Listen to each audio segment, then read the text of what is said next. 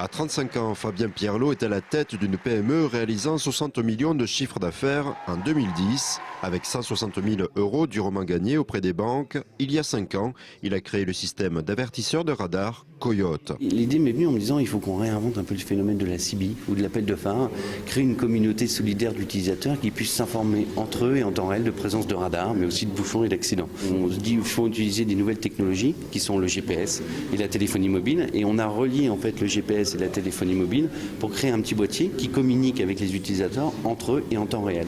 Et lorsqu'on passe devant un radar ou un bouchon, on appuie sur le bouton et instantanément, tout autre utilisateur empruntant le même chemin est informé de cette présence de radar. Parfaitement légal, ce système a connu un succès immédiat. Il compte désormais près d'1 million d'abonnés en France. 40 salariés continuent son développement, notamment pour l'adapter aux smartphones. Depuis 1 an et demi, sur toutes les applications smartphone, que ce soit sur BlackBerry, sur iPhone, sur toutes les applications et toutes les plateformes de communication. Et on touche un public un peu différent de nos avertisseurs de radar qui sont classiques, puisqu'on touche une population plus nomade qui utilise peut-être plus ponctuellement en fait, l'application Coyote. Donc on est effectivement présent et je crois la troisième application la plus téléchargée sur l'iPhone notamment. Et on est entre 30 et 40 000 abonnés tous les mois en plus, qui font 30 à 40 000 utilisateurs en plus, donc qui communiquent, qui roulent. Et naturellement, en fait, l'information se qualifie au fur et à mesure du temps. C'est un système qui se bonifie grâce à cette communauté. Benelux, Italie et bientôt Espagne et Angleterre, Fabien veut imposer le système Coyote dans tous les pays où des radars sont implantés.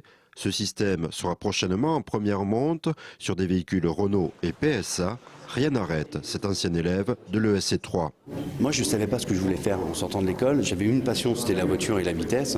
Je n'étais pas forcément fan des radars. Mais par contre, ce que je savais, c'est que je voulais créer une entreprise. Donc j'avais réfléchi à l'époque sur pas mal de choses. Et c'est vrai que pouvoir lier sa passion à son activité professionnelle, c'est juste génial. En tant que parrain de la remise des diplômes de l'ESC édition 2010, il a tenu à offrir des systèmes Coyote aux majors de promo, un bon moyen de conforter le succès d'un concept au bois.